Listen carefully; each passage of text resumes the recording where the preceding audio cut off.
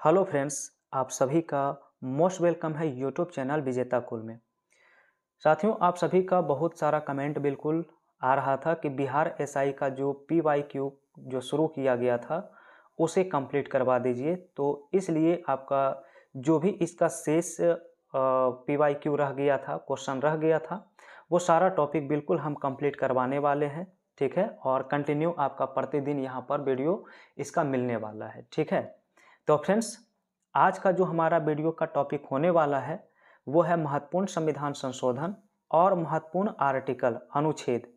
ठीक है, तो इसलिए महत्वपूर्ण दोनों टॉपिक है और इसमें सारा का सारा पॉइंट आप देखेंगे तो बिल्कुल पॉइंट ऑफ व्यू एग्जाम से रिलेटेड होगा। ठीक है, तो फ्रेंड्स, आप लोग वीडियो के अंत तक बने रहेंगे तो दो टॉपिक आपका बिल्कुल कंप्लीट होने वाला है और साथ ही साथ प्रतिदिन इसका जो भी शेष पीवाईक्यू रह गया है वो सारा हम कंप्लीट करने वाले हैं। ठीक है, तो चलिए फिर वीडियो की शुरुआत करते हैं और वीडियो का हमारा पहला टॉपिक है महत्वपूर्ण संविधान संशोधन में सबसे पहला है आर्टिकल 368।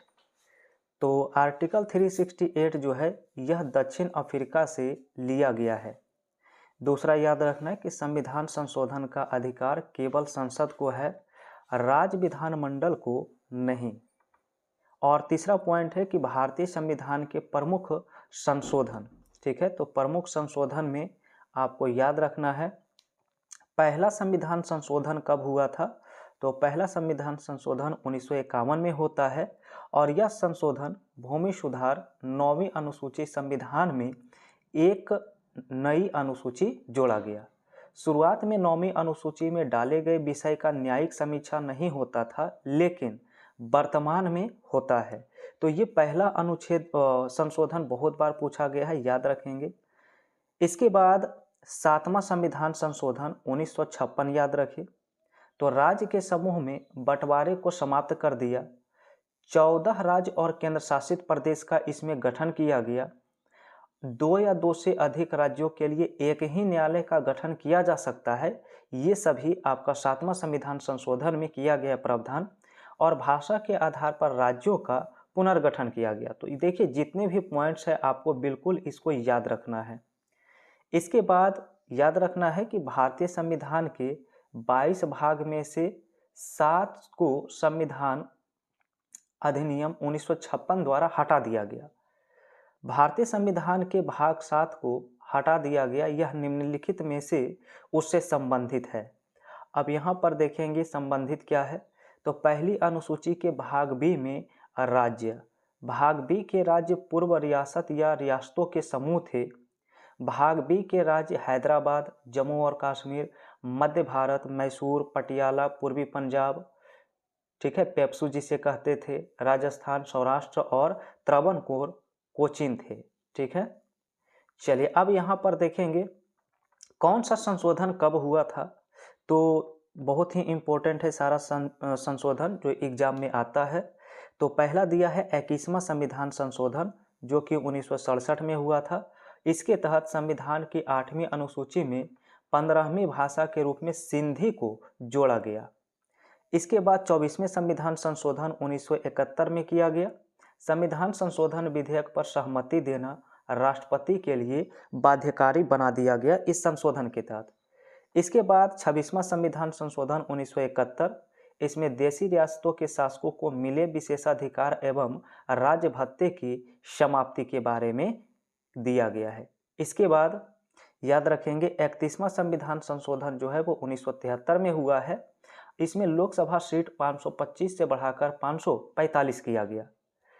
36वां संविधान संशोधन पूछा जाएगा तो याद रखिएगा 1975 में, और इसके तहत जो है संविधान संशोधन के तहत सिक्किम भारत का 22वां राज्य बना दिया गया। ठीक है, इसके बाद आप सभी को बिल्कुल याद रखना है जिसे मिनी संविधान के रूप में जाना जाता है, और वो है आपका 42वां संविधान संशोधन 42 अमेंडमेंट एक्ट। और ये हुआ था कब? 1976 में। इसके तहत बहुत सारे प्रावधान हैं, हर एक पॉइंट को आपको बिल्कुल याद रखना है। पहला है कि इसे लघु संविधान या मिनी संविधान कहा जाता है। मौलिक कर्तव्य को 42वें संविधान संशोधन के तहत ही शामिल किया गया। इसके बाद प्रस्तावना में 3 शब्द जो जोड़ा गया था समाजवादी, धर्मनिरपेक्ष और अखंडता शब्द, ये भी 42वां संविधान संशोधन के तहत ही किया गया। इसके बाद मंत्रिमंडल का सलाह मानना राष्ट्रपति के लिए बाध्यकारी बना दिया गया। ठीक है, इसके बाद और इसमें पॉइंट याद रखना है कि लोकसभा का जो कार्यकाल है 5 वर्ष से बढ़ाकर 6 वर्ष कर दिया गया। कोरम, जिसे गणपूर्ति कहते हैं, की समाप्ति। केंद्र सरकार शांति स्थापित करने के लिए किसी भी सदन में केंद्रीय सैन्य बल भेज सकती है। और नेक्स्ट याद रखना है कि राज्य सूची से 5 विषय को हटाकर समवर्ती सूची में डाल दिया गया। ठीक है, इसके बाद याद रखना है, तो फ्रेंड्स जो 5 विषय हैं जो समवर्ती सूची में डाला गया वो है शिक्षा, वन, वन्य जीव, मापतौल और न्याय प्रशासन। ठीक है, चलिए ये तो बात हो गई 42वें संविधान संशोधन की। अब बारी है 44वां संविधान संशोधन जो 1978 में किया गया था। इसके तहत प्रावधान क्या क्या हुआ, तो पहला तो सरकार जनता पार्टी का प्रधानमंत्री मोरारजी देसाई इसमें बने। मंत्रिमंडल का सलाह पहली बार में राष्ट्रपति नहीं मान सकता है, राष्ट्रपति पुनर्विचार के लिए लौटा सकता है, लेकिन राष्ट्रपति के पास दोबारा वही सलाह समान विधेयकों में जाता है तो राष्ट्रपति के लिए मानना बाध्यकारी होगा। ये प्रावधान 44वें संविधान संशोधन में किया गया। साथ ही लोकसभा का कार्यकाल फिर से 5 वर्ष इसमें कर दिया गया।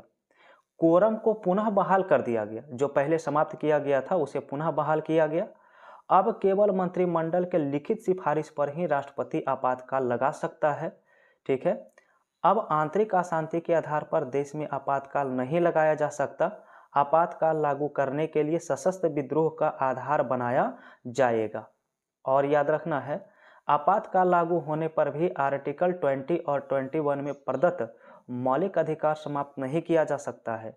अनुच्छेद 359, ठीक है, संपत्ति के अधिकार को मौलिक अधिकार से हटाकर विधिक अधिकार के रूप में इसे रखा गया है। ठीक है, तो ये था आपका 44वां संविधान संशोधन।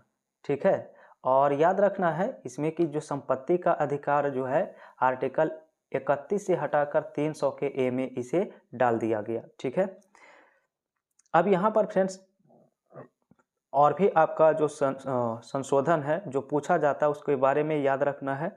52वां संविधान संशोधन जो हुआ था 1985 में, और इसमें दल बदल के विरुद्ध कानून बनाया गया है और ये 10वीं अनुसूची में जोड़ा गया है। नेक्स्ट संशोधन है 56वां 56, ये 1987 में होता है और इसमें गोवा को भारत का 25वां राज्य बनाया गया। इसके बाद है 61वां संविधान संशोधन, तो ये 1988-89 में होता है और इसमें वोट या मत देने का न्यूनतम उम्र जो 21 वर्ष था उसे घटाकर 18 वर्ष कर दिया गया। ठीक है, आर्टिकल 326 में परिवर्तन इसमें हुआ है। इसके बाद अगला जो संशोधन है वो है आपका 69वां संविधान संशोधन जो 1991 में हुआ। इसके तहत दिल्ली को राष्ट्रीय राजधानी क्षेत्र घोषित कर दिया गया, NCR नेशनल कैपिटल रीजन। 70 सदस्यीय विधानसभा का गठन दिल्ली के लिए किया गया। दिल्ली के में मुख्यमंत्री समेत कुल 7 मंत्री हो सकता है, यानी कुल सदस्य का 10% यहाँ पर हो सकता है। तो नेक्स्ट आपका जो संशोधन है महत्वपूर्ण है, VVI है। 73वां और 74वां संविधान संशोधन बिल्कुल पूछा जाता है। तो ये दोनों जो है 1992-93 में होता है। तो 73 अमेंडमेंट के तहत जो है ग्राम पंचायत को संवैधानिक दर्जा दिया गया। ठीक है, इसे 11वीं अनुसूची भाग 9 और विषय कितने प्रदान किए गए हैं इसमें, तो 29 विषय प्रदान किए गए हैं। वहीं 74वां संविधान संशोधन को देखेंगे तो शहरी स्थानीय निकाय को संवैधानिक दर्जा दिया गया, नगर पालिका, नगर निगम इत्यादि। इसे अनुसूची 12 में भाग 9 के क में और विषय कितना प्रोवाइड किया गया है, तो 18 विषय। इसके बाद है 84वां यानी 84 जो संविधान संशोधन किया गया वो आपका 2001 में किया गया है। इसके तहत लोकसभा एवं विधानसभा के सीट की संख्या 2026 तक फिक्स कर दिया गया है, अस्थायी कर दिया गया है। ठीक है, इसके बाद बारी आता है 86वां संविधान संशोधन जो 2002 ईस्वी में किया गया है। यह नीति निर्देशक तत्व के आर्टिकल 45 में प्रावधान किया गया है कि सरकार 0 से 6 साल के बच्चों की देखभाल करेगी और 6 से 14 वर्ष तक के आयु के बच्चे को प्राथमिक शिक्षा जो है मौलिक अधिकार होगा। यह आर्टिकल 21 के ए में दिया गया है। प्रत्येक नागरिक का यह कर्तव्य होगा कि 6 से 14 वर्ष तक के बच्चे को प्राथमिक शिक्षा प्रदान करे, आर्टिकल 51 ए में। ठीक है। इसके बाद का जो संशोधन है वो है आपका 91 जो है 2003 में किया गया इसे। तो इसमें प्रावधान है कि मंत्रिमंडल के आकार के बारे में चर्चा किया गया है। मंत्री की अधिकतम संख्या सदन की कुल सदस्यों का 15% हो सकता है। केंद्र में लोकसभा का प्रधानमंत्री सहित 15%, राज्य में विधानसभा का अधिकतम 15%, मुख्यमंत्री सहित न्यूनतम 12। ठीक है, ये हो गया 91। 92 अमेंडमेंट में जो 2003 में किया गया, इसमें संविधान की 8वीं अनुसूची में 4 नई भाषाओं को जोड़ा गया। महत्वपूर्ण है, याद रखिएगा, इसमें 4 भाषाओं को क्या किया गया है तो जोड़ा गया है। वो 4 भाषाएं कौन कौन है तो आपको देखिए यहाँ पर ट्रिक भी दिया गया है। सारा चीज़ आपको यहाँ पर मिलने वाला है, ट्रिक के माध्यम से भी याद रखेंगे। तो बोर्ड मास देखिए, मैथ में जो पढ़ते हैं तो बोर्ड मास से आप याद रखेंगे। तो बी फॉर बोडो, ओ इसमें साइलेंट होगा, D for Dogri, M for Maithili, A silent होगा और एस फॉर संथाली। तो इस ट्रिक से आप क्या कर सकते हैं, चारों भाषाओं को याद रख सकते हैं। ठीक है। अब है 71वां संविधान संशोधन 1992। तो इसमें संविधान की 8वीं अनुसूची में 3 भाषाओं को जोड़ा गया है। इसका ट्रिक है नमक। ट्रिक क्या है, नमक। ठीक है, N for Nepali, M for Manipuri और क फॉर कोंकणी। तो 3 भाषाओं का ये ट्रिक है, याद रखेंगे। नेक्स्ट आता है 97वां संविधान संशोधन 2011। तो इसमें संविधान संशोधन द्वारा जो है सहकारी समितियां को संवैधानिक दर्जा दिया गया। इसमें संवैधानिक दर्जा इसे प्रदान किया गया है। ठीक है। इसके बाद संविधान के लिए प्रथम संशोधन विधेयक जो है 10 मई में 1991 को संसद में प्रस्तुत किया गया था। यह जून 1991 में पारित होकर अधिनियमित हुआ था। अनुसूचित जाति और अनुसूचित जनजाति के संयुक्त राष्ट्रीय आयोग को किस संशोधन के अंतर्गत 2 अलग निकायों में बांटा गया है तो वो है 89वां संविधान संशोधन 2003। ठीक है। अब देखिए यहाँ पर दिया गया है कैमे संविधान संशोधन कब और क्या प्रावधान किया गया है। तो 99वां संविधान संशोधन 2014, ये सारा आपका लेटेस्ट है, याद रखना है। तो इसमें आपका JNSC national judicial appointment commission राष्ट्रीय विधिक नियुक्ति आयोग का गठन हुआ है। एकमात्र संविधान संशोधन जिसने उच्चतम न्यायालय सुप्रीम कोर्ट के गैर संवैधानिक घोषित कर दिया गया। ठीक है। इसके बाद आता है 100वां संविधान संशोधन 2015। इसमें भारत एवं बांग्लादेश के बीच भूमि स्थानांतरण के अदला बदली के लिए समझौता के बारे में हुआ है। नेक्स्ट संशोधन आता है 101वां संविधान संशोधन। इसमें स्टार लगाइए, याद रखिए, 2017 में किया गया है और इसमें GST को लेकर किया गया था, गुड्स एंड सर्विसेज टैक्स, वस्तु और सेवा कर के लिए यह संशोधन किया गया था। ठीक है। 2016 में आया लेकिन लागू कब से हुआ था तो 2017 में।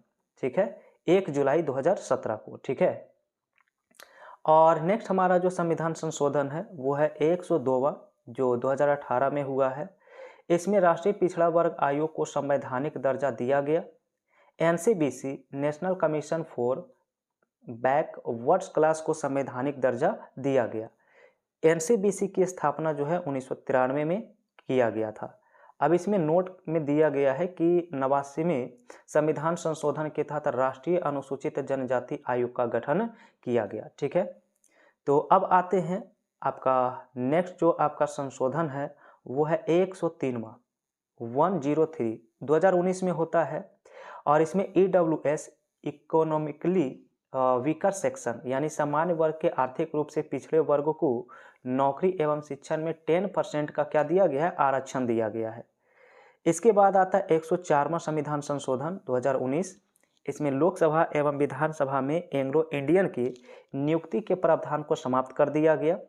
SC ST के आरक्षण वर्ग को और बढ़ा दिया गया है 2030 तक। ठीक है। इसके बाद 105वां संविधान संशोधन 2021, इसमें पिछड़े वर्ग की पहचान करने की शक्ति राज्यों के द्वारा लौटा दिया गया। तो फ्रेंड्स, अब अगला टॉपिक हमारा शुरू होता है। जो महत्वपूर्ण टॉपिक है वो है आपका महत्वपूर्ण अनुच्छेद। इससे तो हर एग्जाम में आप कोई भी एग्जाम देंगे, क्वेश्चन यहाँ से 100% आएगा। तो सारे अनुच्छेद इम्पोर्टेंट है, इसलिए आप लोग शुरू से अंत तक सारे आर्टिकल को याद करिए। आपका क्वेश्चन बिल्कुल एग्जाम में यहाँ से बनेगा। तो आइए देखते हैं इम्पोर्टेंट आर्टिकल। तो सबसे पहले है भाग 1, और भाग 1 में 1 से 4 तक का आर्टिकल है। ठीक है, तो आप अनुच्छेद 1 में कहा गया है राज्यों का संघ, यूनियन ऑफ स्टेट्स। अनुच्छेद 2 में कहा गया है कि नए राज्य एवं नए राज्यों का प्रवेश। अनुच्छेद 3 में वर्तमान क्षेत्र या सीमा में परिवर्तन के बारे में दिया गया है। इसके बाद भाग 2 शुरू हो जाता है, जो आर्टिकल 5 से 11 तक है, और इसमें नागरिकता संबंधी प्रावधान किया गया है। इसके बाद भाग 3 शुरू होता है, जो आर्टिकल 12 से 35 तक है, और इसमें मौलिक अधिकार का वर्णन किया गया है। भाग 4 में आर्टिकल 36 से 51 तक आता है, जिसमें नीति निदेशक तत्व का प्रावधान है। ठीक है, DPSP का प्रावधान किया गया है। नेक्स्ट आता है भाग 4, और भाग 4A, और यहाँ पर 51A, जिसमें मौलिक कर्तव्य को शामिल किया गया है। अब राष्ट्रपति का यहाँ पर शुरू होता है 52 से। ठीक है, राष्ट्रपति का आर्टिकल बहुत इंपॉर्टेंट है, याद रखेंगे।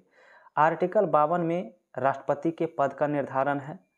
आर्टिकल 53 में जो है शक्ति एवं कार्य के बारे में दिया है। आर्टिकल 54 निर्वाचन से संबंधित है।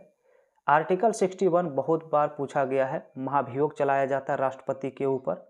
आर्टिकल 72 के तहत राष्ट्रपति किसी को क्षमादान प्रदान कर सकते हैं। आर्टिकल 85 के तहत राष्ट्रपति जो है लोकसभा का विघटन कर सकता है, और 123 के तहत जो है अध्यादेश जारी कर सकते हैं, और 143 के तहत राष्ट्रपति सुप्रीम कोर्ट का सलाह ले सकता है। ठीक है, तो अब यहाँ पर देखेंगे फ्रेंड्स, तो उपराष्ट्रपति के बारे में आपका शुरू होता है 63 से। जो महत्वपूर्ण आर्टिकल है उसे याद रखेंगे। आर्टिकल 63 में कहा गया है कि उपराष्ट्रपति का पद के बारे में बताया गया है। 64 आर्टिकल में राज्यसभा का पदेन अध्यक्ष होते हैं उपराष्ट्रपति। आर्टिकल 66 में इनके निर्वाचन के बारे में दिया गया है, और आर्टिकल 65 में जो है वो उपराष्ट्रपति राष्ट्रपति के रूप में कार्य कर सकता है या उनके कार्यों का निर्वहन कर सकता है, आर्टिकल 65 के तहत। ठीक है, अब यहाँ पर याद रखिए कुछ इंपॉर्टेंट फैक्ट्स। कौन सा अनुच्छेद भारत के प्रधानमंत्री के कर्तव्यों को परिभाषित करता है? तो आर्टिकल 78 जो है राष्ट्रपति को सूचना अग्रेषित करने से संबंधित प्रधानमंत्री के कर्तव्य हैं। आर्टिकल 167 के तहत राज्यपाल को सूचना अग्रेषित करने के रूप में मुख्यमंत्री का कर्तव्य होगा। तो ये दोनों आर्टिकल आप याद रखेंगे। तो अब आते हैं, अगला हमारा जो टॉपिक है वो है राज्यपाल से संबंधित आर्टिकल। तो राज्यपाल के बारे में दिया गया आर्टिकल 153। तो इसमें राज्यपाल प्रत्येक राज्यों में होगा, इसके बारे में प्रावधान है। आर्टिकल 154 के तहत यानी इनके शक्ति का प्रावधान दिया गया है। राज्यपाल की नियुक्ति जो है आर्टिकल 155 के तहत होता है। राज्यपाल जो क्षमादान करते हैं वो आर्टिकल 161 के तहत, और अध्यादेश जारी करते हैं 213 आर्टिकल के तहत। अनुच्छेद 174 राज्यपाल किसी राज्य की विधानसभा को 5 वर्ष के कार्यकाल के पूर्व भंग कर सकता है। ठीक है, तो ये भी आर्टिकल महत्वपूर्ण हो जाता है।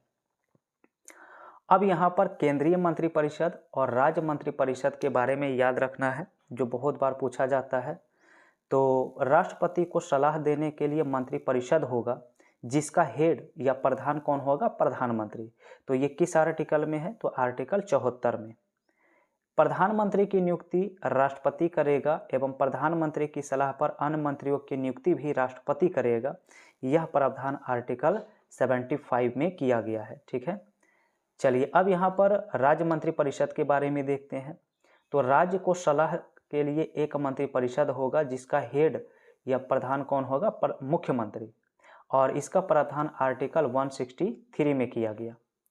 नेक्स्ट है कि मुख्यमंत्री की नियुक्ति राज्यपाल करेगा, मुख्यमंत्री की सलाह पर अन्य मंत्रियों की नियुक्ति राज्यपाल करेगा।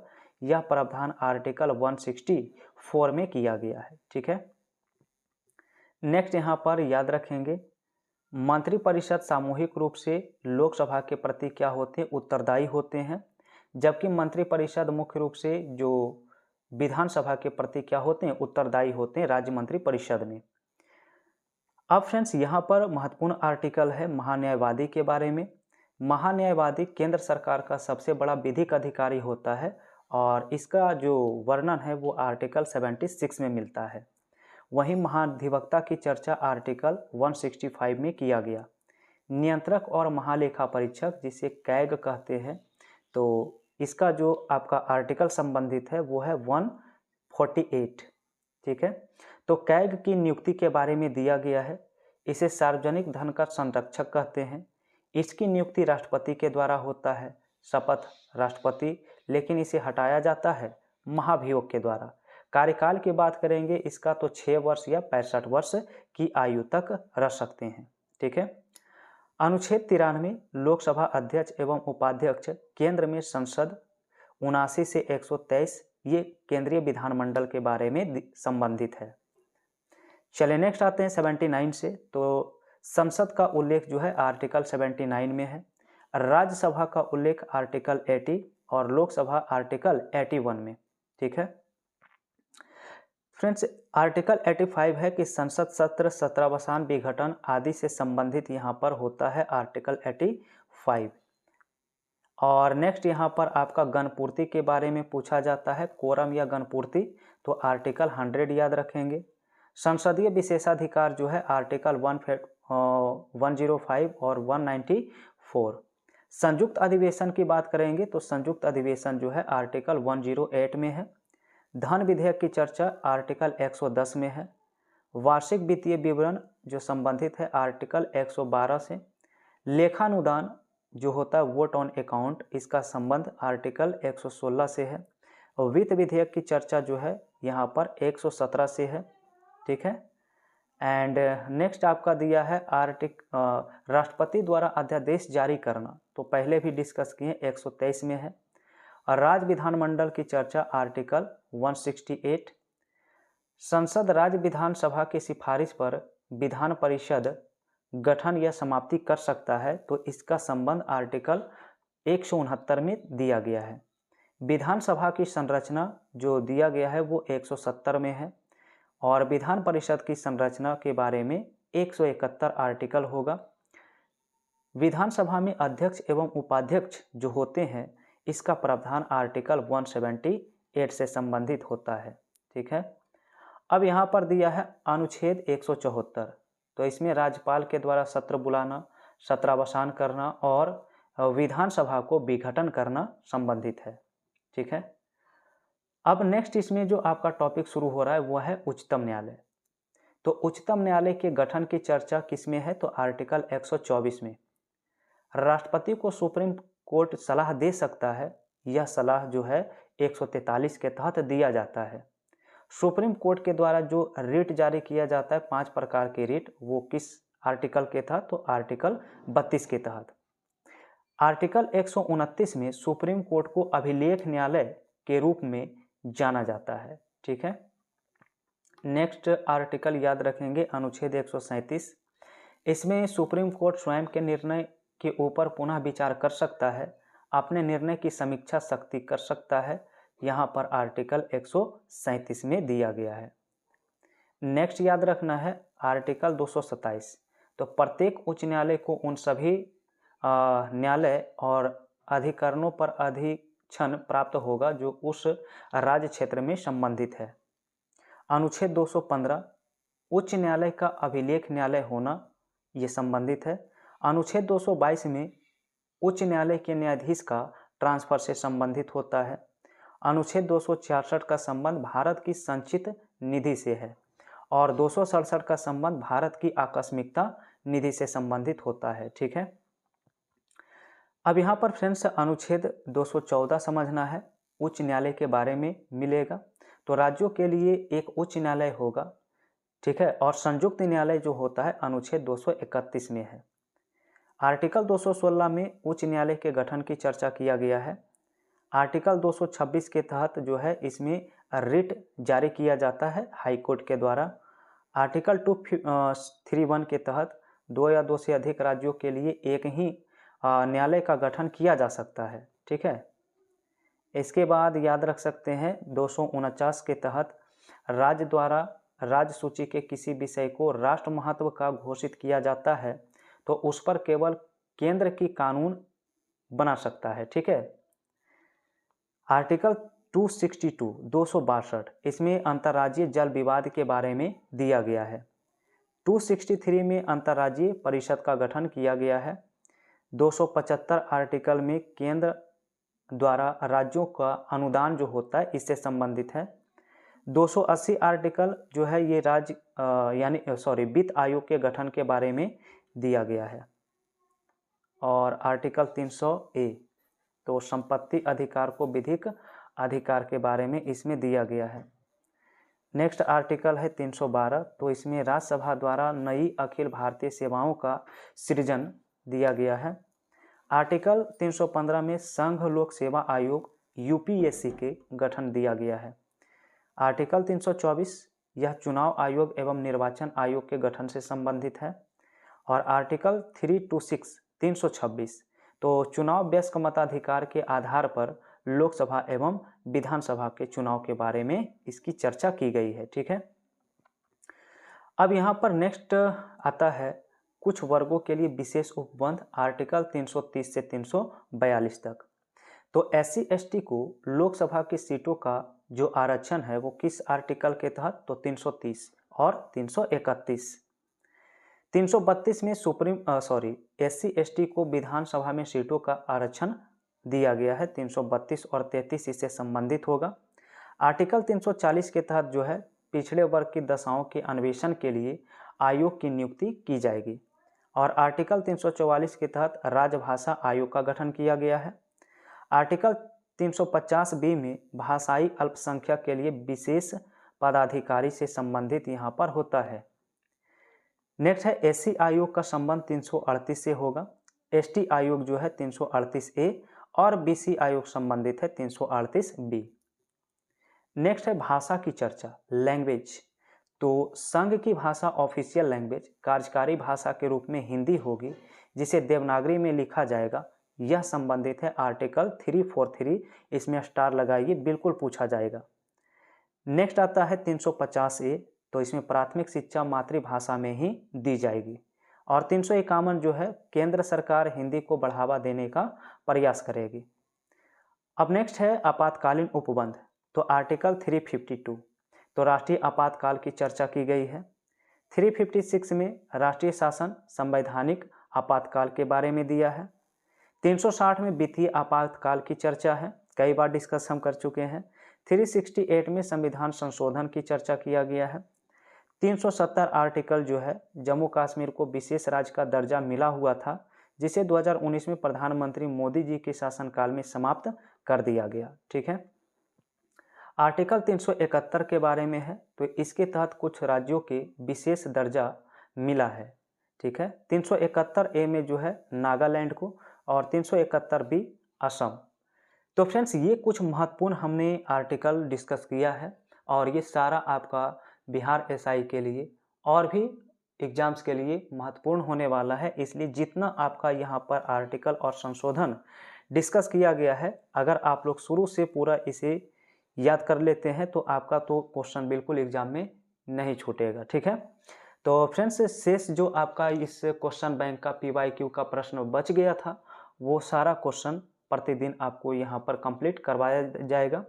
तो इसलिए आप लोग चैनल पर जो भी पहली बार जुड़े हैं आप लोग चैनल को सब्सक्राइब करके बेल आइकन की घंटी प्रेस कर लीजिए और शेयर करिए। ठीक है।